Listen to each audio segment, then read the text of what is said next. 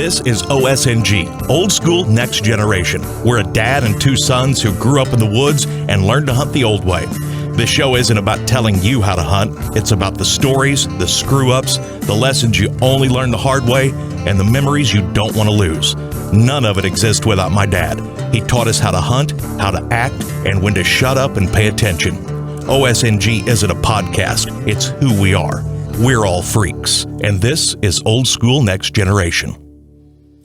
Welcome back to OSNG. Today we're talking about two things that every hunter has plenty of. Bucks that got away and dumb decisions that helped them do it.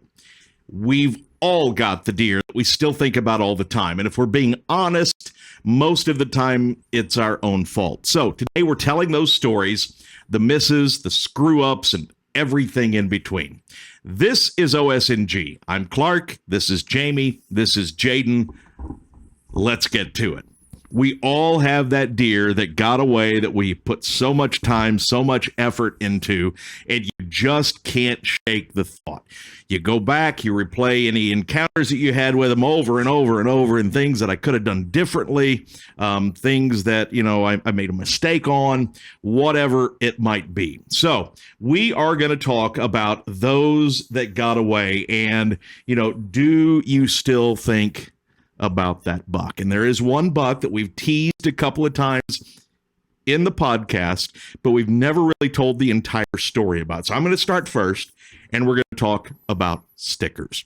Biggest buck I ever chased, biggest buck I ever saw in real life. We chased him for a number of years. Been about, 10 years ago, 10 years ago? Jeez. It'll be 10 years from the story in November. Yeah. Jeez. We're old, man. No.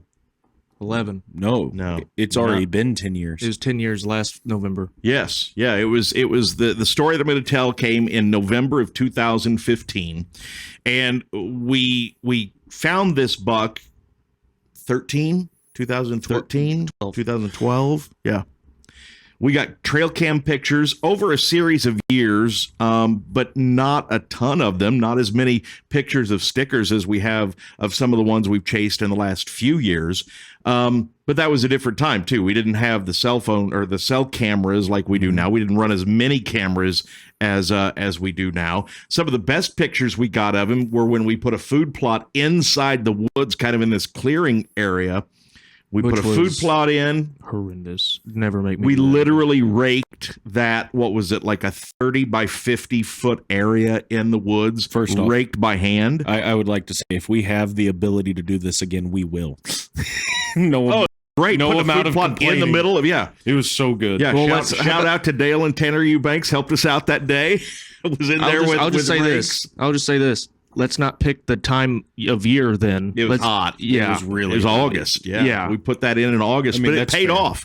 We put that food plot in the woods, put a camera on it, and we got more pictures of stickers on that food plot that year than we had any other time.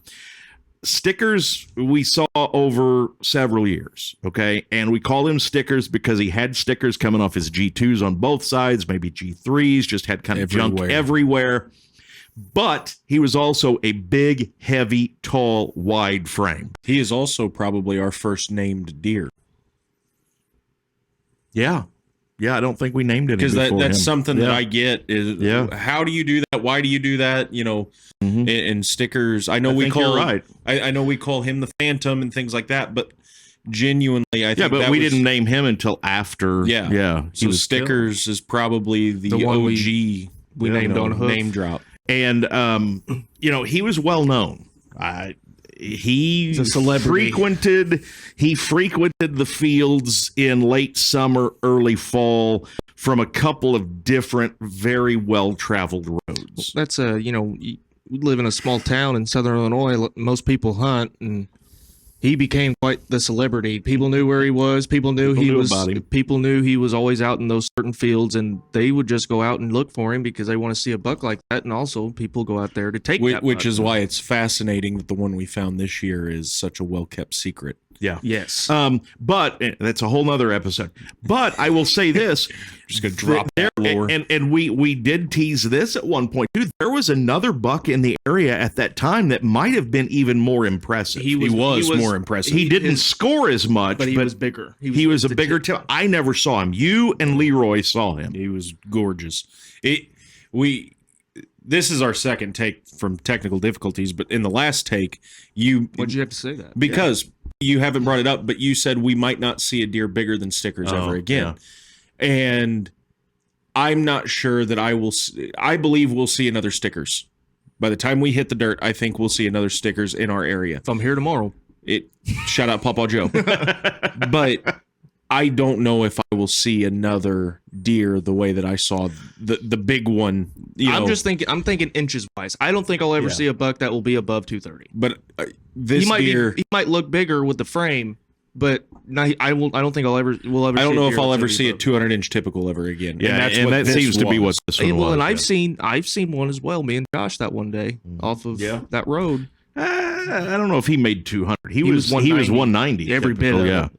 This one you saw, Leroy saw, Jim Bowles saw that same night. Actually. All three of us saw him that night. And David Rogers, who lives in that area, I would talk to him about Stickers, and David was always like, "No, I'm talking about the big one.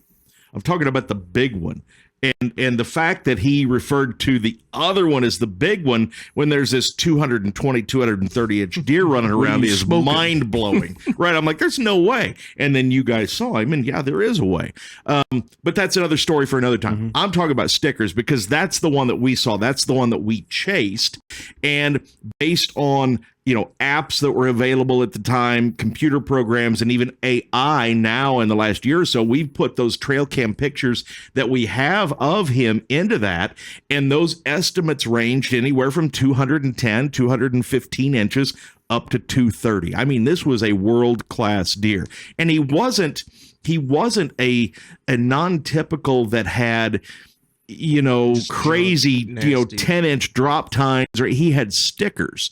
But I mean, his frame was gigantic. It was just a row of bones. Yeah. It was just long main beams, and there was no wall of tines is almost what I think of. There wasn't much space. Like he just had a G2, G3, G4, and it was just all over the place with those Stickers all over. He had mass. He had on average about 10 to 12-inch tines on top of that. It's up in a hurry, man. Yeah.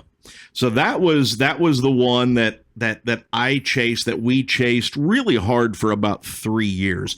And actually, that is the deer that kind of breathed life into OSNG. Mm-hmm.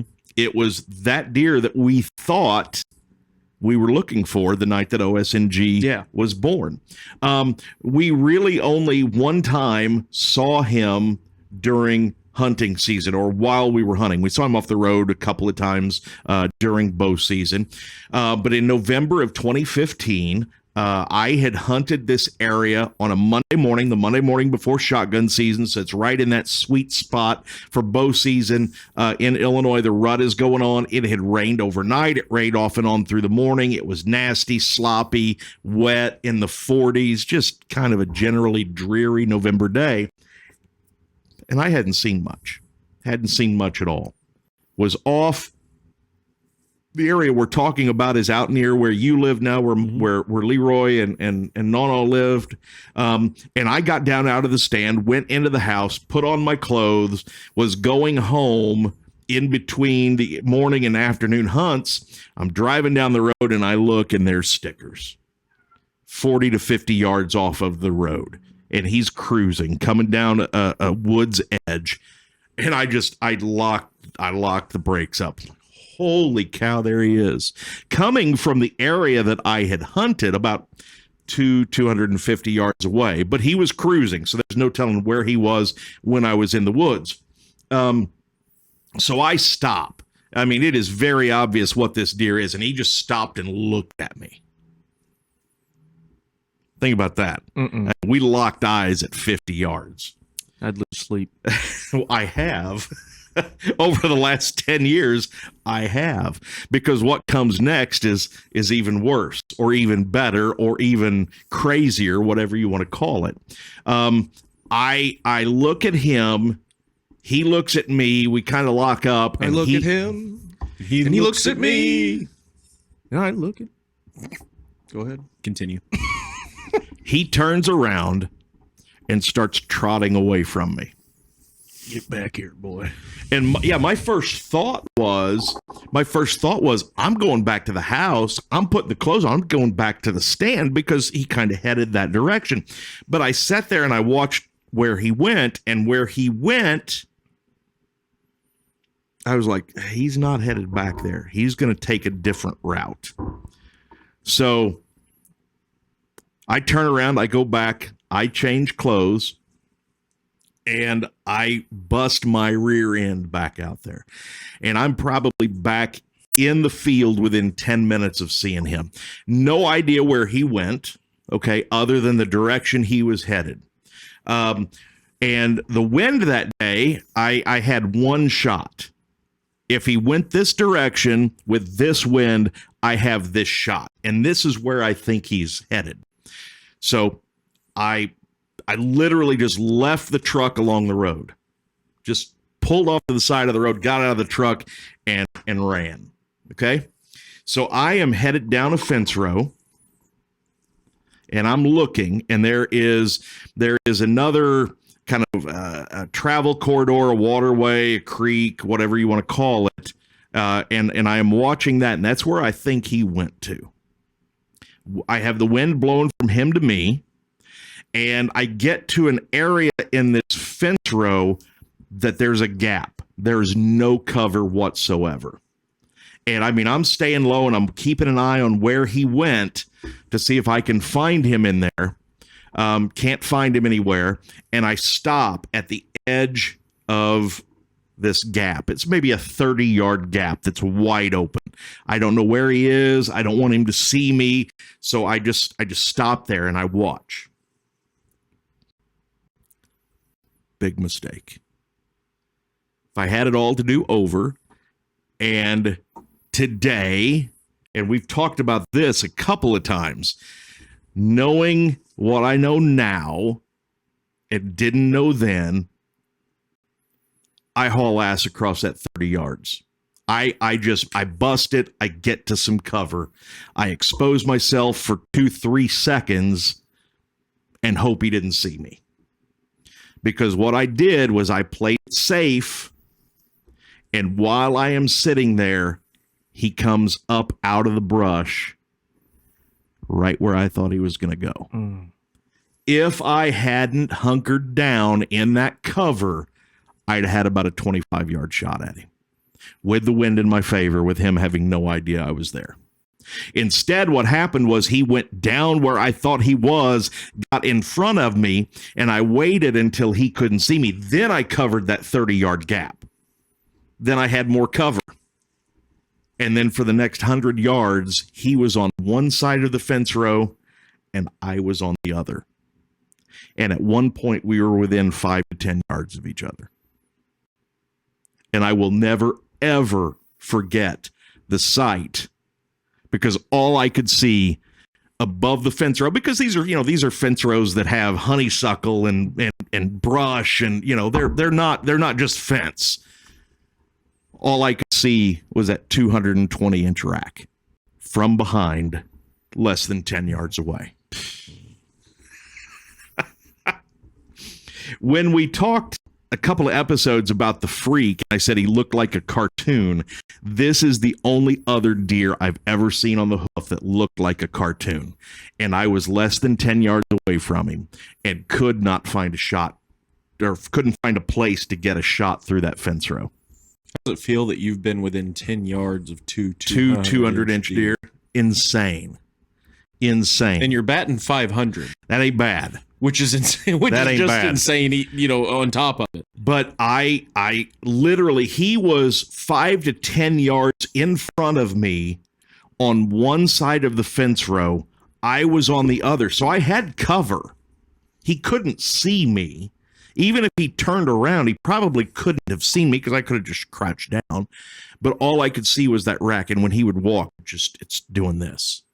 And I am not exaggerating when I say he looked like he was this wide. Well, we'll put in the podcast those pictures of what a bull's take in the bean field. Mm-hmm. Like, you'll be able to get a good idea there because, like, you could probably fit your freaking face between your brow tines. I mean, I'm telling you, he was that wide, heavy and tall, the biggest deer I've ever seen. And here I am. And I mean, and it's funny because you're so concentrating and so focused on what is happening. Never got nervous, was just, here he is. And I'm going down this fence row and I'm looking ahead for gaps, man. What I need is an open spot. I need a gate where I can get a clean shot at him. And there wasn't one. So I am crouched over, staying low, just where I can see the top of, his rack, because I'm thinking as long as I can see his rack and nothing else, he can't see me. Because it's, he's got those 10, 12-inch tines. So I'm going down this fence row, and like I said, overnight it rained. That morning it rained, and one step I took, and the mud sucked. I froze. He froze. He spun that big-ass rack around my way. And I mean, I am down. He can't see me, but he heard something. He stood there. He looked directly my direction. Again, I had the wind. He couldn't see me. I could see the top of his rack. But that sucking sound in that mud was enough that he started not trotting, a little more than a trot, not a run. Just making sure he's getting out of there. Just making sure he's getting away. And I watched him run down the fence row 75 to 100 yards into the woods. And I just collapsed along the fence row. Then I started shaking. And I bet I sat there for 20 minutes. I was that close. Just one footstep in that muddy ground is what cost me. Because again, I had another 75 yards of fence row. All I needed was that one gap, that one hole where I could stand up, get a draw, and bam. No, never got it. And I never saw him again. Jeez. That was that. You guys saw him. He picked me up 2 years later. Yeah. He picked me up from junior high basketball practice. No, I had junior high basketball practice. You were in high school. Yeah, he was coaching then. Yeah. Oh, it was your freshman year of high school. Yep. Jeez. Yeah. So it was 2 years later. So we estimated he was, 7, 8 years old the last time you saw him? He was probably 5 when I saw him at 230. And we cannot confirm that it was stickers. The only thing that we can confirm is that it was right before time change, so early November. Mm-hmm. It was a massive rack and massive body in the same spot that we had watched him corner for almost 5 years. And this was a deer that you said, with the naked eye, no binoculars, from a quarter mile away. You know who it was. Yeah. It was like, the holy cow, there he is. So I just wanted to say that because we don't have a picture of it. We don't have, I didn't even have binoculars that night. I picked Jaden's practice, got done when mine did. I said, I'll take you home. And he got in the car. I said, let's go take a lap. And I slammed on the brakes and I go, there he is. And he's like, how do you know it's him? That's the only time you ever laid eyes on him, right? Yeah. He goes, all that summer. I mean, I wasn't into, like, you were hunting. Young. I just didn't go, do as much as you guys did. So like this buck, that was the only time I ever saw him. Yeah. It was him. When you see that deer, it was just so, I wish I had a pair of binoculars because he looked at us. He saw the car. Oh, and then used to that. And just put his head down and walked into that corner. And it was like, there he goes. And we don't know whatever happened to that deer. Well, that's what I was going to get at. We never heard of anybody killing him. We never even heard of anyone having an opportunity outside of you. Mm-hmm. We don't know about that. We don't know if anyone had him within bow range, at all. At that time, there weren't a lot of people that bow hunted in that area. No. Times change. Yeah. I mean, there just wasn't a lot of hunting pressure in that area at that time. But we assume he died of old age We don't know. I hope he wasn't poached. I don't think his sheds were ever found. Don't think any of his sheds were ever found. Which is insane. Yeah. You could spot those off the road at 100 yards. Yeah. So that's the one that haunts me to this day. I mean, there are a couple of other near misses that I wish I had back. I rattled in a 170-inch deer. Even before that, I just shot over his back. That happens. We've talked about Antius, and I lost focus on that one. And we've learned some things from the last time that we recorded, which has been a couple of weeks. We found out what happened to Antius, and a neighbor killed him in November. And we're going to have Preston Launis on, who also hunted Antius year before last now. And I wouldn't mind having the hunter that killed him on to talk about it, because we all three hunt this general area, and we found out that Antius ended up getting killed in November of last year, about a half mile, 3/4 of a mile away from where we hunt. And that was one where he did exactly what we wanted him to do. I lost my focus. I became overconfident. I blew my chance. But as far as picking out one that got away, it's Stickers. 210 plus inch deer that I had an opportunity at, and unusual. Really wasn't anything I did wrong. I didn't do anything wrong. Just weren't aggressive enough. It wasn't aggressive. It made a bad decision. I guess that was doing something wrong. Weren't aggressive enough that led to one bad step. But where we were at that point, you didn't expose yourself. Right. That. Right. That was a thing. No, that's a totally different mindset. Now I'm much more aggressive now than I was at that point. And that's part of the reason is because I saw what happened when I didn't push things. Mm-hmm. I played it safe. And it cost me. If I had gone ahead, now who knows? He might have been in that cover and seen me and blown out of there. I can't say that I would have killed that deer. You had a 10% chance of killing that deer that day. But if I'd have crossed that and he didn't see that, he's dead. He's dead. Mm-hmm. He is a easy 20, 25 yard shot. We think he's dead. We think. You never know. We talked about getting him in bow range is just half the battle. Mm-hmm. So Stickers is my one that got away and always will be. All right?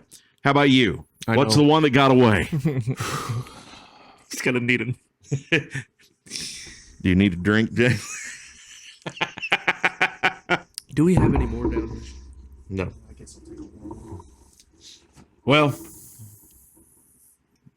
I have learned, and I do this a lot now in my life, is I trust my gut. Mm-hmm. And if I trusted my gut, I'd have a really, really nice deer. So after COVID, we lost the hunting ground that we had been on, and we were pretty bare. The one that we chased Stickers on. Yep.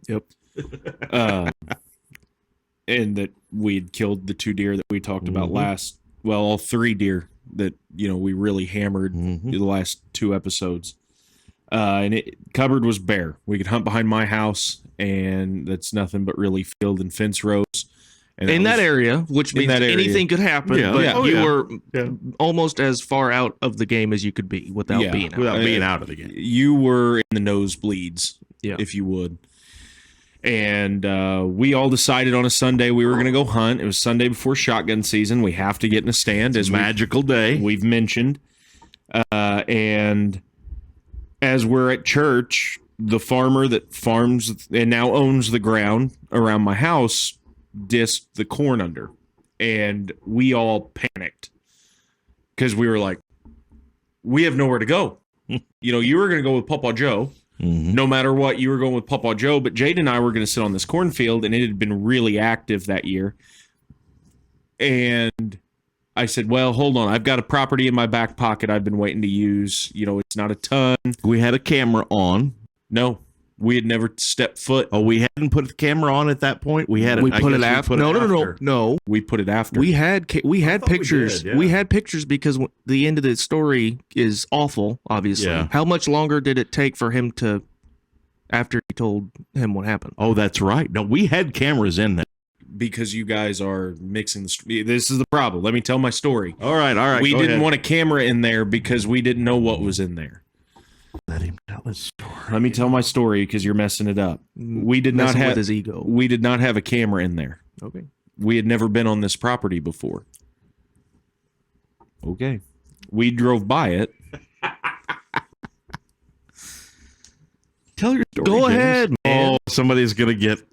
Yeah, because this is my sticker story. Okay. You miss a 180-inch deer by not trusting your gut, and see if you don't remember every aspect of that hunt. So I call a friend of Kat's, and I said, hey, last spring you told Kat if I ever wanted to hunt, I could come out. And I said, this is what's going on. I don't really have a spot for today. Do you care if I come in? And he goes, no, absolutely. Come on out. And you went behind the house. You went with Pawpaw Joe, which was just down the road from where I was. Mm-hmm.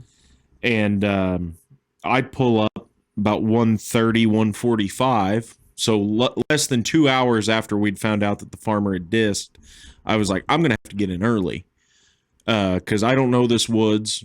We've never been in it. Just looked at it on OnX. And I park at the house, and this was an odd 40 acres worth of property. Guy was a beekeeper, so he had roughly 20 acres worth of, beehives and things around his beehives, paths to walk through and things. So I'm like, okay, well, I'll follow the paths and then find a spot because it was in a great area. Good funnel. Very good funnel. And I'm like, well, I'll do this. And by the time I had waded through the beehives, a horrifically thick thicket with briars and beggar's lice, I was like, okay, I finally made the woods. And I walked into that woods, and I'm like, okay, it's thick back to my west. There's a cornfield to my east and a bean field to my north. So let's just keep working west towards the cornfield. If anything, I can catch something coming in. That year I had been using a saddle for the first time. Really the first time. That year before I kind of played with it, but this was the year that I really used it, and I loved it. I absolutely love my saddle, and I don't think I get a shot at this deer anyway without my saddle. Like a bear up in the tree. That's a big ass branch. Hey, almost got it done. It wasn't the saddle's fault. It wasn't the saddle's fault. You're right. And as I walk in, and start working my way south, I get about 40 yards into the woods, and I see a massive rub, back to my southeast. And I'm like, all right, this is where we're going to set up. I can see the timber, the thick timber. I can see the thicket. Anything comes from my north. I've got the bean field to my northeast, and I've got a cornfield straight west or straight east of me. Cut cornfield. Cornfield, and great funnel, man. And then the corner there was if I was able to show a picture of it, you'd see it. But there was in the corner there was horse stables and stuff, and they would have to cross through within bow range from that bean field to the corn. They couldn't skirt the edge and come through because of the horses. So I'm like, this is where I want to be. And with a saddle, you set up your non-dominant side to where you want to shoot.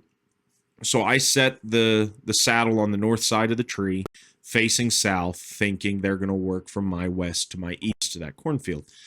And everything I saw went north and south on my weak side, so on my right side. And I'm like, but with a saddle, and I've never hunted with a saddle, but isn't that one of the things that you can kind of get around the tree and get a shot at a lot of angles? And you absolutely can. It's just like, okay, you can shoot a corner 3, but what's a higher percentage shot? Like same kind of thought process is your best shot is going to be to your strong side. That's what you want to set up for. But if I get a kick out corner 3, I'll take that shot too. And that's kind of what my weak side was. This guy likes basketball. And I was like, if it comes down to it, I can make that work. But nothing but does. But you said it was crawling, wasn't it? Oh, it was crawling within 20 minutes of me being set up. And I'd gotten in early. Yeah. I was in the tree by 2:30. Well, again, this was the Sunday before shotgun. Yeah. This is right in the prime time. You know, I didn't mess around, but I wasn't moving real quick either. And I was like, thank God I am up in the tree right now, because I would be busted had I been 5 minutes later. And about 3:00, I hear something behind me, and I've got a doe straight to my north, literally behind me. And I'm just sitting down in my saddle, knees up against the tree, sitting like this. And I turn, and she caught the microphone. I'm sorry, guys. And she's going to work a beeline right under my tree. And that year was rough. We had not gotten a deer, and we would only get one deer during shotgun season. Yeah. And I'm like, I'm popping her. Whatever. We've never hunted this property before. What am I going to lose if we pull a doe out of Freezer here? queen. Yep. Got me one of them.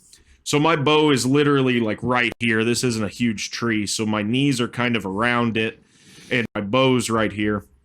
I was going to have about a 10-yard shot under me, wouldn't even have to really move. And she locks up. And I'm like, what in the world is going on? I have not had a deer freeze. My wind is perfect for where I'm at. There is no way. And she's just standing there. And at about this point, she's about 40 yards to my north.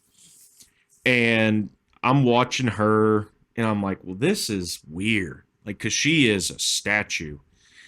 And I just happened to look like towards, where the camera is, and here comes quite literally the biggest deer I've ever seen out of a stand.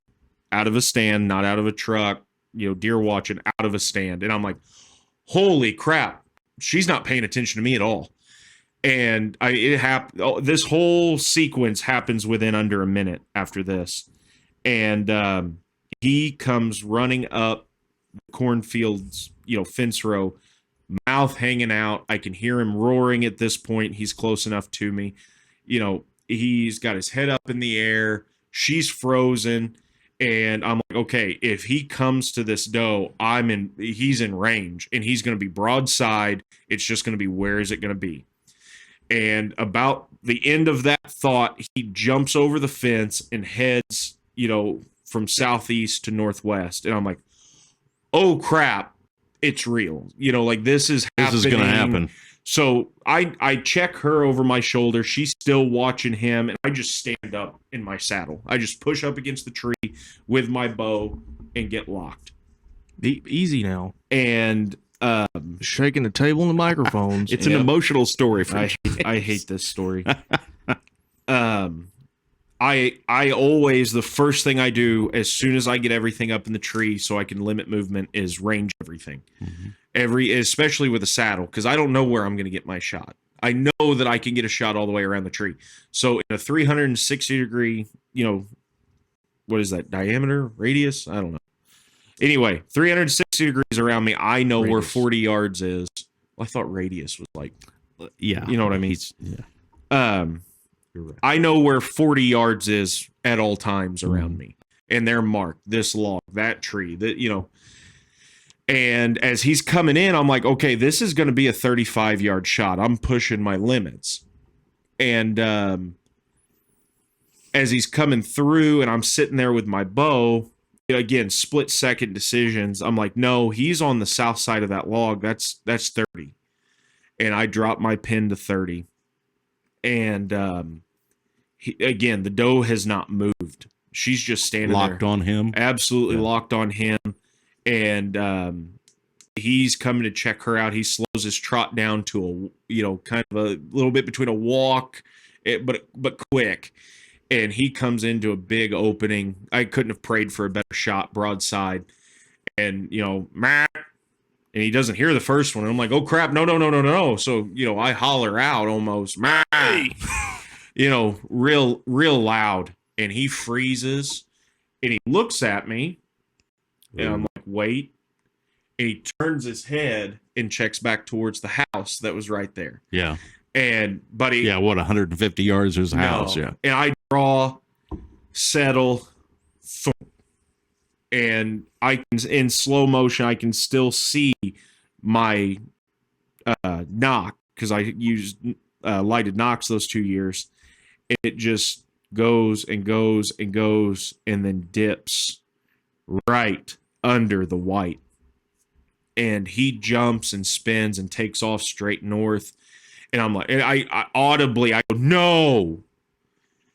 And the doe takes off, he takes off, and I'm sitting there and I can see the knock. And it is. You knew you missed. I knew I missed halfway, to the deer. And I literally just, no. I had not been in the woods very much. Mm-hmm. We didn't have a ton to work with. And here's my shot. And halfway as the arrow goes, I know it's a miss. Mm. And I throw up. On a booner. Oh, yeah. This deer was pushing 180.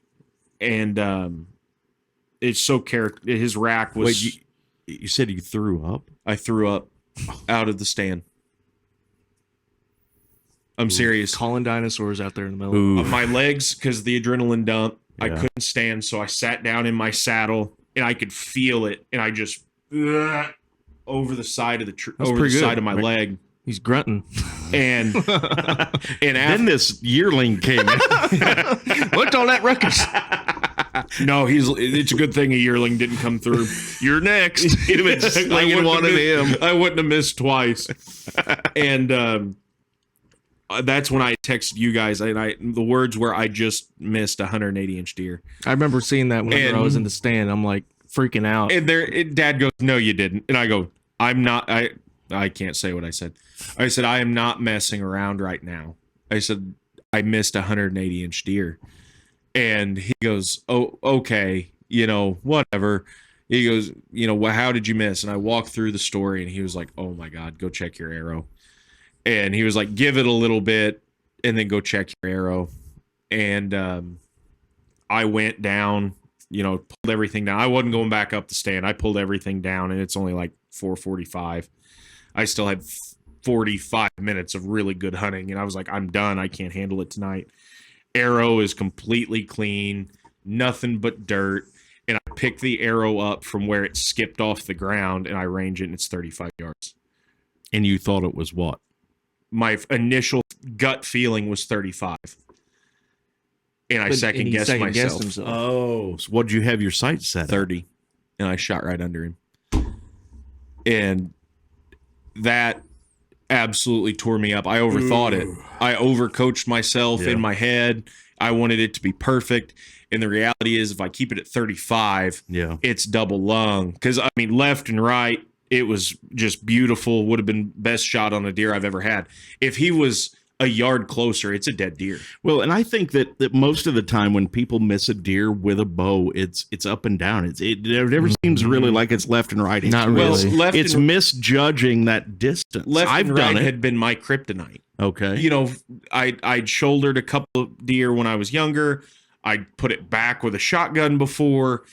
Up and down had always been find that good. crease. But this one, I'm telling you, it skimmed right under him at, if I have it at 35, it's right where I want it to be, and we're tracking for 50 yards. And I moved on. I got out. Guy asked me how I did. Said, missed the biggest deer of my life. And, the next day, which, by the way, he put one in no man's land that night. Yeah, I stuck one. We didn't find it. And I almost got. And you almost got a shot. Yeah. Well, in that 8 that I almost got behind the house is actually that one that I have on the wall now. It was just about a week early. Yeah. So that would have been a pretty eventful night. Yeah. Sunday before shotgun season. Exactly. I told the guy that, and the next day he goes, hey, I got a family member from Florida is going to come hunt for a little bit. Just a heads up. Sorry. And I go, okay.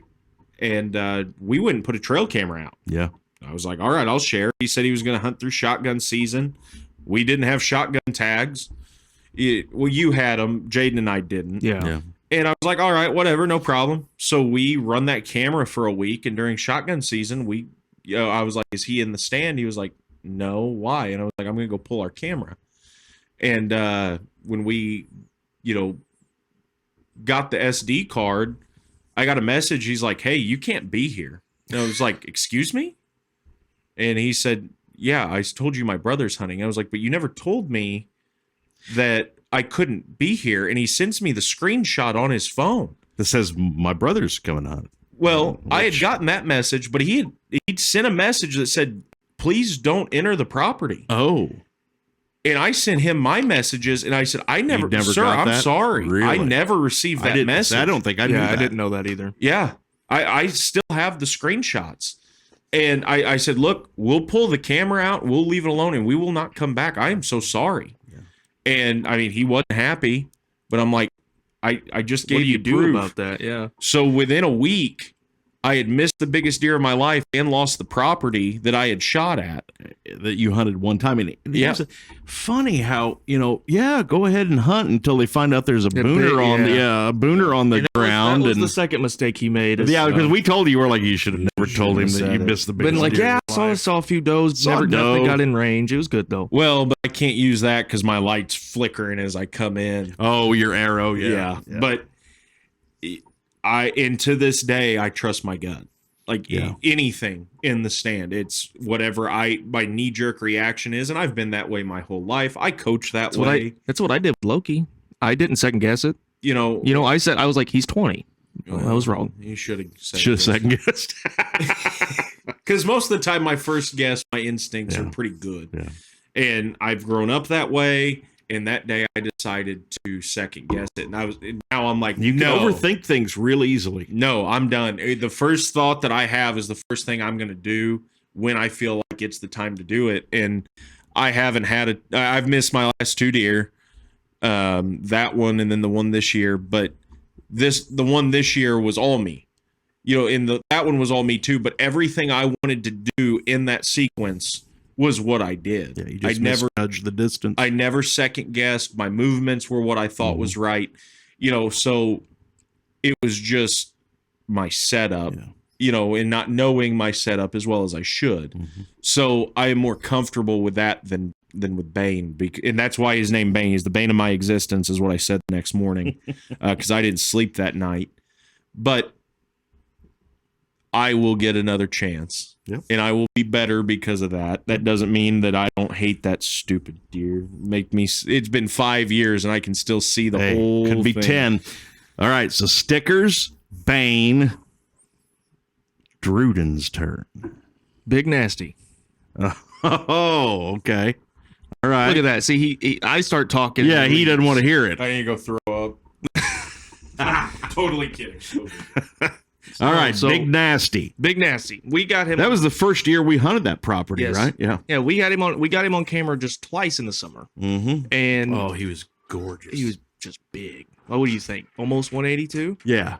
Yeah, with stickers going all over it, and one main beam at the end curved down. They both come down. There were two tines on that left side that turned went down. And weren't really drop tines, but about an inch and a half long. Yeah. But they if he'd lived the next year, we don't know. They probably had pretty good ones, if I had to guess. Yep. But no, we got this buck on camera, and this is our first year hunting this property. We can still hunt it for now. We're lucky. I'm just saying. Don't even speak that into the atmosphere, man. We gotta be grateful for what we got. Like it could happen at any moment. You gotta be aware of that. But we got him on camera in like August, and his velvet with that rack, and he was nasty. He was nasty. I mean, he had so much mass. Any deer with velvet's gonna look freaking huge with velvet, and then he shed it, and it's like, well, he didn't lose much. He had mass all over the place. He had junk all over the place. His bases up to his brow tines were just disgusting. It wasn't even points. It was just a bunch of crap. It wasn't smooth, nothing. It was just nasty. And a month to the day from August 15th, when we got him in velvet, he showed back up at that same camera with no velvet, and we got some beautiful pictures of him. We'll put those up. Yeah, and I was just salivating looking at it because he stood there for a good while, and he just kind of disappeared again. And we started, and this was mid-October, this hunt, so like it was early, 2 weeks in. Very early, yeah. It was warm that evening. It was probably maybe my first or second time in that woods, and it was nothing. And I set up in the northeast corner of that place. I think I had some kind of north wind, but the property to our north, I'm working off of that rather than what's coming from the south. We'd Didn't expect a ton to come from the south, from the main part of the woods, because I think it was more of a travel corridor transition area. I'm trying to remember what the woods, or what, I think it was a northwest wind. Northwest? Yeah, I think so. Well, that's going to be impressive, because whenever I get into the story, it was a northwest wind. This story shouldn't have went as far as it did with the northwest wind. But I set up there because I'm thinking, okay, I got a bean field just to my east. I have corn just straight north of me, and I'm like, I'm kind of near some bedding area in this northern part of this woods. I'm like, I'm set up pretty well, and I used a climber that day and found a good tree, got real high. Jamie doesn't like getting high in trees. Jamie was in Hang On. Was he in this, oh, that's right. We were all in that woods that night. Jamie was in the southwest corner. I was in the south end. Yeah. We were all in the woods that night. And it was so slow. I didn't see a deer until about 6:15, 6:20 that night. And I had two little dinks come right underneath me from the main part of the woods. And I was like, oh, cool. You know, when you have a slow evening, anything at that point, you're going to enjoy watching. And I was watching them and stuff. And they kind of made their way to the bean field. And I just decided to kind of look over and glass the bean field a little bit. And 25, 30 yards away, he's on the edge of the bean field where the woods meet, and I just see this rack. He's got his head down eating on the cut beans, and I'm like, oh, that's a shooter. I don't know who he is yet. And he lifted that head and kind of turned, and off the left side of his main beam, I saw those two little points come down, and I knew exactly who he was. And I'm like, holy smokes. I've got nasty 25, 30 yards away. Suddenly, I don't know where he came from. Unfortunately, I think he came from that finger. I think he did too. Unfortunately, it is mid-October, which means it's still thick. All the leaves are still on. Otherwise. And so, I waited for him to, because I think there were a couple deer further east of him out there in that field, and that's what he had done. He kind of lifted his head and looked at them. Well, I waited for him to do it again, and I stood up with my bow, and I was like, oh, he's already within bow range. I just need an opening. And so I stood there, and it took him 20 minutes to go anywhere. He just barely would move, graze, stand, look, graze, had no idea I was there. Very cautious. Yes. And at this point, the blood's flowing. This was probably my first legit opportunity with a bow at a buck, and I'm staring down almost 180-inch deer.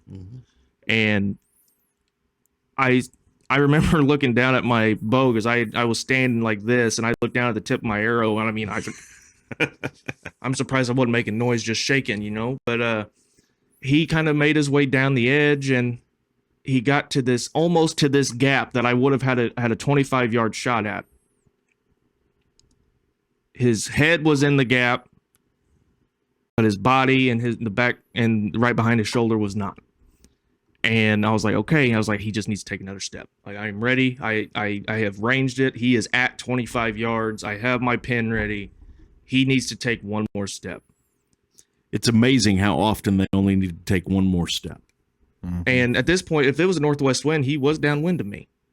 Yeah, I'm pretty sure it was a northwest wind. And yeah, because I wouldn't have been where I was. Right. And the play that I made on him was because we had a northwest wind. And he just didn't. He didn't step back, but instead of taking one more step forward here, he kind of took a step right and got a little bit, he got out of that hole. And I'm like, okay, he didn't, he's still there. It could definitely still happen. And he started working his way slightly south. He never crossed that opening. He did cross that opening, but he didn't stop. And it wasn't an opening big enough where I could wait for him to get into it and try to stop him. It was just a walk in, and then he's gone. Like, he's through that gap that I had. But like I said, it was mid-October, or like we were saying, it was mid-October. It was thicker than snot everywhere. And it was actually to the day. So August 15th, we got him in velvet. September 15th, we got him without velvet. October 15th, I had him in front of me. All to the day were those sightings of him. So he moves down the edge. He moves down the edge, and at this point, he's going south. He's going away from me. I was kind of out of it, but he was going south toward these two guys, and I'm like, I texted him. I'm like, hey, pretty sure Nasty is on the edge of the bean field working his way south, and you guys are like, huh? You know, I was like, yeah, because we hadn't seen anything. No, that night was awful. Not a deer. All this had happened within 20, 25 minutes, and it was getting dark. So like, and Dad, he decides to make a move on him, and he came up. You were coming north up on the edge. Well, I went straight east to get to the edge of the field, and the edge of the field where he was coming south kind of bows out. Yeah. So I could get kind of in that corner or where it bows out and still have some cover and look north up the edge of the field. Because like, it didn't take him too long to go south without me losing him because it was I moved pretty quick. Yeah. Well, and I'm like, do I need to move? You know, like, do I need to come from the southwest towards the middle? Yeah. You know, like, do we need to corner this dude? You didn't spook him at all, did you? No. Okay. No, I saw him. I saw him. Huh? No, only you. Well, no, I saw him one time. I did see him, and he was working his way south, and I thought I was in a good spot, and I had some cover, and I just chilled and waited. But instead of coming on south, he went into the woods. And that was where it left off with where I left off was, you know, he had mentioned he's like he was working south, then he went into the woods. So he's between me and you in the woods somewhere. As it gets dark. As it's getting dark, and I'm thinking, shoot. I was like, you know, I'm gonna play it smart. I'll sit real long because at this point it's 5 or so minutes away from shooting light being over, and inside the woods in mid-October, you probably don't have light anyway. Well, you can't see after like 4:30. Yeah. Okay. That deer left as soon as he saw him. No, that is not true, unfortunately. No. And you guys are doing this, and you're sitting long, and you're trying to see where he's coming out at. I still haven't seen a deer, and I'm like, I don't know what to do. This stinks. Jaden and I are working on a 180-inch deer, 150 yards just away. Across the woods. And he had mentioned he went back into the woods. I'm like, okay, he is somewhere in these woods. I really can't see. The responsible thing is to, if he does come back, not to shoot him because I don't want to injure a deer like that. At that point, you're just trying to get out of the woods without being detected. And I was like, okay, I'll sit till, I don't know, 7 o'clock, well after shooting light at this point, and probably around 7 o'clock came, and I start hearing crunching. Which, at this point, I am out of the stand. Yeah, you're out. Yeah. And I'm down towards the road. So I was about 200 yards away from you. I didn't know where you were. Mm-hmm. And I'm standing there because it's dark. Oh, yeah. And I'm not about to turn my flashlight on or nothing. I'm standing there. And then the next thing I see is him appear out of the darkness like 20 yards away from me. Yeah. I was like, oh, my God. He's like, shh, we don't know where he's at. Jaden's not down yet. And he started working up that edge again. This is a first. Where are you going? Now we can get to the real stuff. We can tell all his secrets. He won't even know. I'll be back. What are we doing? Are you taking a leak? Yeah. Oh, okay. I was making sure you weren't going to get some I've never known about. He's got Nasty over in the corner. Yeah. He's had him for 5 years. Surprise, Johnny. No, so where the noise was coming from, I knew the direction. That was where he went. It was just inside the woods, not in the beans. And I'm like, oh God, it's gonna be him. This is not good. And he kept coming straight north down the edge, but in the woods, probably 15 yards inside the woods, and 10 yards between me and him. And then he turns to go straight west, more into the woods. And at the time, I still didn't know it was him because it was so dark. But he got so close to me, with me in my stand still, that I was able to, I was watching the whole time, not moving, and I could see the rack on top of him. It was dark. I know it was him. I mean, he went that way. He came from that way. He was a big freaking deer. I know it was him.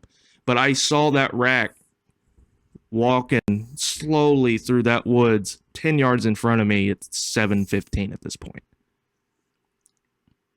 Yeah, because you had texted us, obviously not while this is going on, but a few minutes later after he kind of moved on, that you'd gotten within 15 yards of him. And I'm like, oh my God, he's still there. And we're just standing out in this little grass field. I'm like, he was within 50. He was probably 10 yards away right in front of my stand where I was facing. And So he went down the edge, he went into the woods south of me, and he came back north, and then he went straight west right in front of my stand at 10 yards, and it's 7:15. And I'm like, I don't know what to do. So I waited, and I kept hearing that noise. I mean, he never moved quickly about anything. He was just creeping, and it took him forever for me to finally stop hearing him walk. And so then I waited probably 25 more minutes after that. I mean, it was late when we got back inside. Mm-hmm. And I was like, okay. I was like, it's been 25 minutes since I've heard anything. I'm going to go ahead and take this as my opportunity, and I'm going to get down. Well, I used my climber and got down out of the tree. Didn't hear anything, nothing. As I'm as I'm putting my climber back together, I hear something blow like 25, 30 yards away, and I jumped as high as I was shot. And it wasn't quite like a dull blow. It was like different. Aggressive. Yeah. And I didn't know what to do, and I'm like, what in the world's going on? And then I just hear boom, boom, boom. I mean, like, you could tell that deer was a big-bodied deer as it crashed through the woods away from me. And I'm thinking, he wouldn't bet it. That was crisp. Beep. Have to do some editing there. He was bedded 25, 30 yards away from me the whole time. And the fact that I was able to climb out of the tree and get on the ground before he went is impressive, in my opinion. He's not. It is impressive because he's not very quiet. That's bull. This year, you should see him get into a hang-on. It's like agree. A grizzly bear. I don't disagree at all. Like Boog. But I picked him out this year over 200 yards away climbing a tree. All right, I'm not done with my story. Let me keep going. Oh, it's not fun, is it?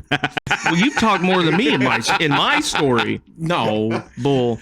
Boys. Yeah. Anyway, he takes off. Like a bat out of bleep. Okay? Mm-hmm. And I was like, oh my gosh. But, and that's the one that got away from me. And the mistake I made was not waiting it was getting down too early. But at the same time, I can say, how long was he going to be bedded there? Yeah. He could have been there the whole night. Well, biggest mistake was not being able to shoot the field. Yeah. I mean, early in the season, this was my second sit in that place. I know, but what I'm saying is it's not because you don't know how long he's. Yeah, it's not that you did anything wrong, but that looking back now, yeah, if you'd have been able to bit in a place, I didn't even say this. What? I was going to sit next to the finger, and I couldn't find a tree. Mm-hmm. Yeah, that deer's dead. Yeah, and that's part of it. I walked that finger, nothing. Walked the fence row, nothing, and I made my way into that northeast corner. Now, just to throw this out there, because you guys like to give me crap. What? Yeah, you guys like to give me crap. You could have killed that deer had you not been subjected to a climber. Because where would he have been? No, we didn't have any hang-ons in there. You can do anything you want with a hanging hunt or a saddle. Oh, well. And that, I'm just saying, you guys like to give me crap. It was hotter than 2 rats in a wool sock that night. It was. All right. Well, I will say that. Yeah, it was hot. I will say this. It's a good thing that it didn't really bother him, and he came back a couple of days later. I thought we never saw him again. we never saw him. I was about to got another picture. I was about to come across his table because I was about to finish the story. I don't think he ever stepped foot on that property. No, again. we blew that buck out one time. Had no idea we were there until that. Whenever he blew out of there, never saw him again. Don't know what happened to him. Don't know if anyone killed him. Don't know if he got hit by a car, poached, nothing. He just disappeared. He wasn't even real. We've got pictures. He was real. I saw him. He saw him. He was real. That's just He just one time he's gone. Yeah, but that's why they get as big as they do. Yeah, he was. I think he came from the west. Very possible. Yeah, very possible. Yeah, which is why we didn't really see him after that. I think he just didn't cross again. Yeah, so for me, it was Stickers. For you, it was Bane. For you, it was Big Nasty. We all have those deer that we just cannot get over. The ones that got away that we just can't get out of our heads. And see, here the thing is, most of those deer that we have, and I have multiple ones. Oh, there will be more. There will be more. I have plenty. There will be more for you guys. You know, Droop's going to put a circus on us this year. Droop? Baby Droop. Oh, I don't even call him Baby Droop anymore. Yeah. It's Droop. See, most of those deer, though, they didn't just get away. We helped them. Yeah. Okay. In my case, it was that squishy, muddy ground. In your case, you underestimated him. In your case, you didn't maybe get in the right spot to be able to shoot that field at that time of year. You waited as long as you could. Yeah, I can't wait there all night. One of the biggest deer I ever saw, I walked almost a mile back to the house because he went between me and where the four-wheeler was parked, and I refused to go to the four-wheeler after dark. So I got down and went the opposite direction and circled all the way around because I didn't want to blow him out. Still never saw him again. So you never know what is going to be good, what's going to be bad, what the right move is until after the fact. Can we touch on that? We don't have to tell the story. How big do you think that deer was? Because that was a hell of a statement you just made. Daddy Phantom? Yeah. Yeah. But you've got 190 and I think 204 up on the wall right now. We've talked about stickers that he was in the 190 range. He was similar to the Phantom, which we think was his offspring. I believe that this deer we were just talking about is the Phantom's daddy. He was very similar.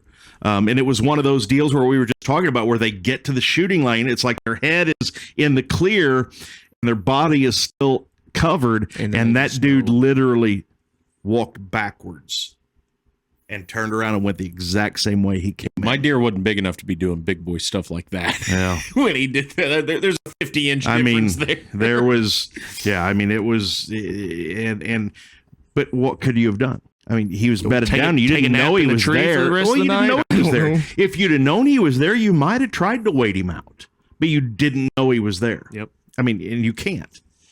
So, sometimes we help them out a little bit.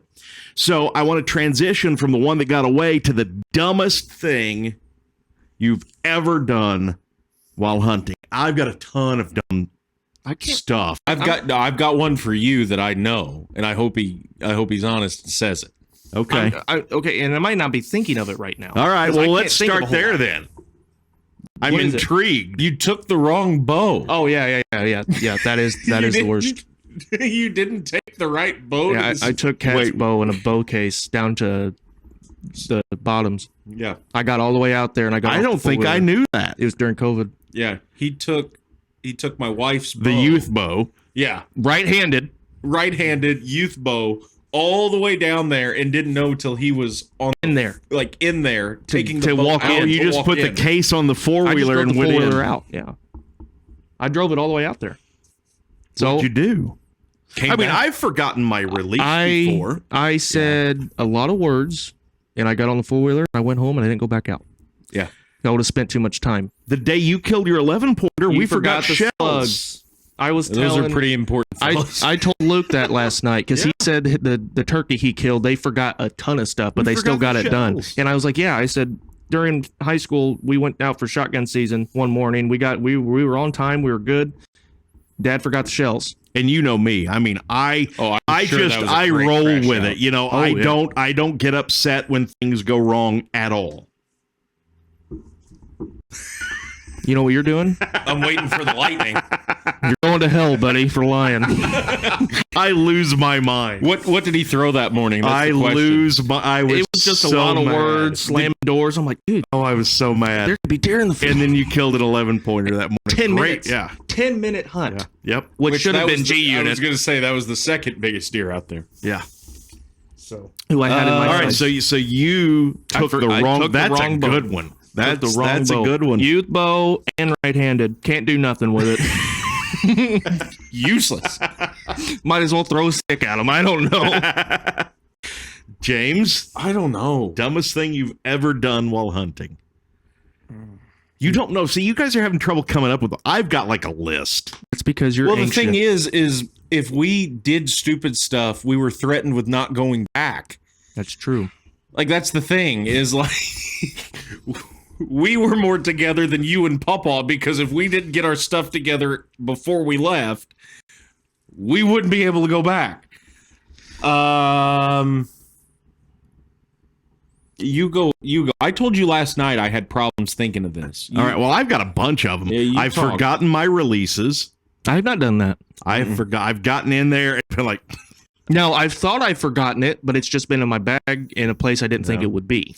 been like, can I really shoot this with fingers? The answer is no. No. The answer is no. Moron. Probably in thinking about this, my biggest, I have hunted the wrong wind many times. At some point, it depends on the year, though. Wind doesn't matter at some point. Well, it depends on what kind of wind it is. And most of the time when I say that it's a swirling wind, it's a swirling wind that I go, this isn't ideal, and I do it anyway because I'm impatient. Mm-hmm. Okay.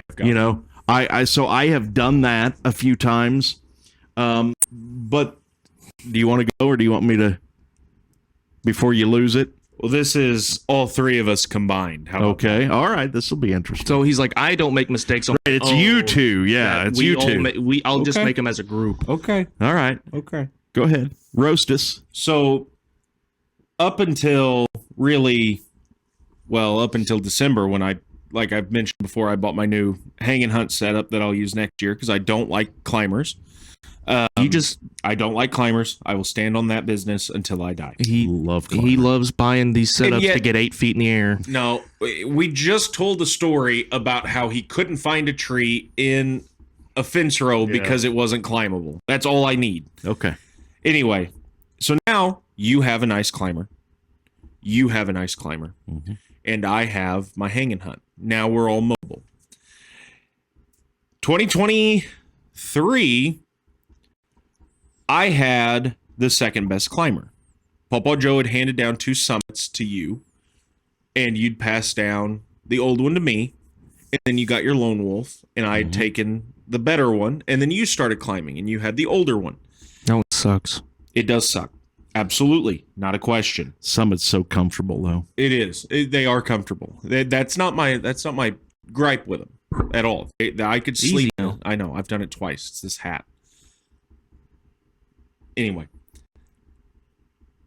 Sunday before shotgun season, obviously we have to hunt. We've said it, I don't know how many times just this episode. If you've gotten anything out of this hunt Sunday before shotgun. Yeah. Always hunt the Sunday before Historically shotgun. For us, that's our golden day. So we'd had a nice 8-pointer on camera.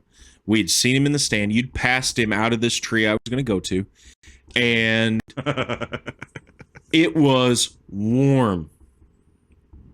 Not normal warm for unseasonably. Yeah, unseasonably is the word I was looking for the day. And I'm a big dude. I do sweat when I walk in. You sweat when you breathe. It's crazy word. It's true. No, I can see the sweat on your nose. Sweating right now. I'm not sweating. Beep. Touch my face. No. Touch my face. Weird. I'm not sweating. Okay, back sweat. We saw you get up and pee. So damn. Anyway, so it was warm. Didn't have a horrible walk, but I was sweating, carrying a climber backpack bow, and I get to the base of the tree that I was going to hunt in, which is a tree I've hunted in many times. You passed the deer that I wanted to hunt that night out of that tree. What deer? Chuck. Yeah. And 2 years ago, night I killed Vader. And I go, is everything okay with my climber? Dad's like, yeah, everything's good. So I get, there's my first problem.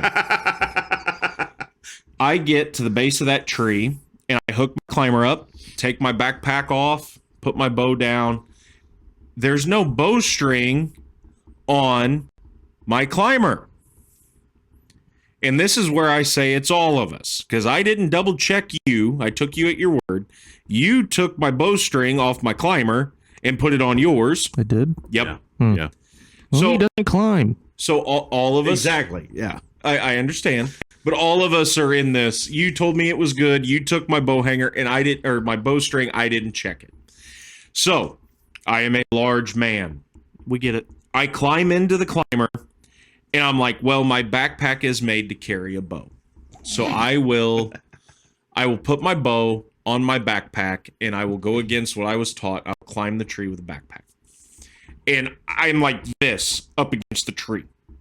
like my back is touching the rail, and I'm like inch. And I have some Clark Lance and Leroy in me. I might have punched the tree. How'd that feel? Couldn't feel it at that point. Might have kicked the stuff around the base of the tree.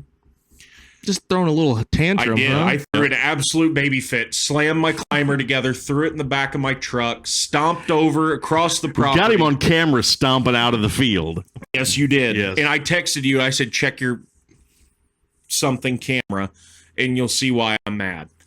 And I went to the fence row stand that is an observation shotgun stand. Yeah, it's a good shotgun stand, but it's not a good bow stand. No shot of killing a deer that night. Hey, but you got a special experience. Uh-huh. And as I'm sitting in that tree stand, I hear thunk.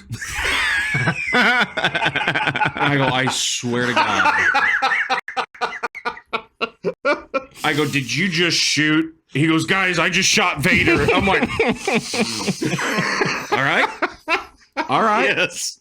All right. Where was I? I wasn't there. I wasn't hunting. You weren't with us. I don't remember. Yeah, but before I could even text message, I got a message from him. Go, did you just shoot? I think I may have been in Jefferson. I think you might have been. Yeah. So I'm like, okay, all right, we've got a shot off. I'm not happy. Whatever.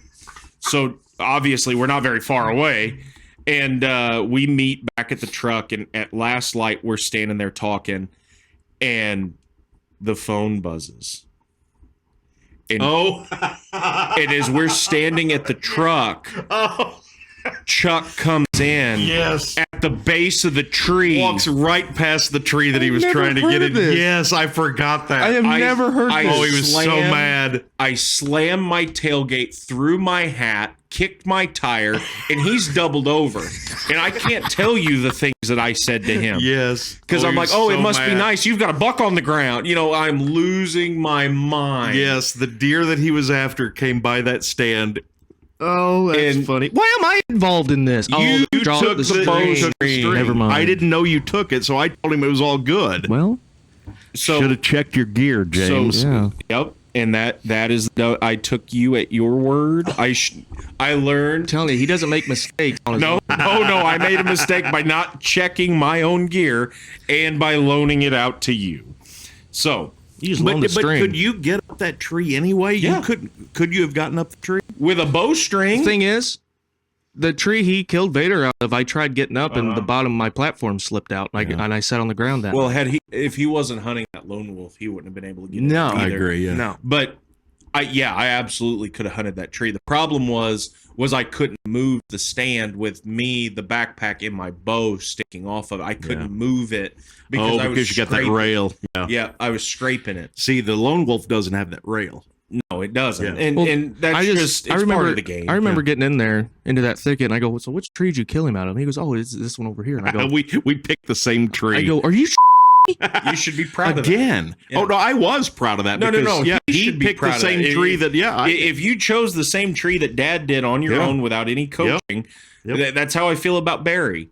I couldn't get up into the tree. I didn't like it. The strap broke, and I'd watched you fall and break your arm when I was young. I wasn't about to mess with that. I get down, find a big oak tree, and I put a deer on the ground within 10 minutes. You know, like that's one of those things you should be proud of. Well, I am, but it's just like, are you kidding me? Yeah. So that morning, the morning that you're talking about, the morning that I killed Vader, which we'll talk about at some point, I had hunted on the east side of that property and really didn't see anything, and the wind that afternoon was going to be out of the east, and he was always going going into that thicket. So I got down the thicket. He was always nose to the wind. Yeah, so I got down and I walked around and looking at OnX, kind of had an idea where I wanted to get, and I go in and I'm going down that edge, and that's where I picked out that tree that I didn't know until that night after I'd already, shot him. That was the same tree that you had tried to hunt. And he did exactly what we thought he was going to do. Well, I had an odd east wind that night, and I'm like, I guess I'm going to have to try and find me a tree on this west side. And I found one, just couldn't get into it. Yep. So I'd forgotten I'd forgotten that Chuck walked by. Mind you, he kills Vader the night before. The next morning, I go in, and that was the last time that I hunted for 2 years. Yeah, that 12-hour period was the last time I hunted for 2 years. So I baked on that. Yeah, because that was rough. Yeah, that's true. It you need to get into a little bit more late season hunting. I almost love it more than in the rut. I didn't have shotgun permits that year. We're not talking about shotgun. We're talking about December, January. Oh, I'm sorry. I lived in a hospital. No, I'm saying that this year you didn't. Of that season. Yeah. Was it that? Yeah. Yeah. It was. I'm sorry, bub. It was the first week of December that Cat. I'll stand on that. You need to look into a little bit more December, January. I agree. It's fine, but that's become my second favorite time. Yeah. To hunt. The next week was when we found out that something was wrong. Yep. So hunting kind of takes the back burner. All right. So you guys have said your dumbest thing. Like I said, I have hunted the wrong wind many a time. I have taken the wrong route many a time. But the dumbest thing that I've ever done, and I've done it twice, and it's cost me big both times, was being overconfident and losing focus. Both times. I mentioned it earlier. I shot over the back of a 170-inch deer that I rattled in. I mean, I hit those rattling antlers together, and which one was that one? That was down in the bottoms. Just random one? It was before we really even ran trail cameras. Oh, wow. That was before he came out of the slough where you killed Barry. I was in the tree that I ended up falling out of, breaking my arm. I hit the rattling antlers, and I mean, he came out of that slough across that opening, I mean, on a beeline. And I was thinking, man, this is going to be a great deer. I've got a great deer. And then he ducked the string, and I missed him. And I didn't get him. And that was only the second dumbest thing, because the dumbest thing was on Antius, and I'll have to put up the meme, because we had him, we talked about, he came back year before last. He came in on the Saturday of shotgun season when we should have had our butts in a stand, but instead we were at a football game. He came in right and where we had a camera, and you got to go again. Yeah, and you're retelling the story for the 50th time. We're about to wrap this up. I know. Might wrap it up before you get back. Have a great day.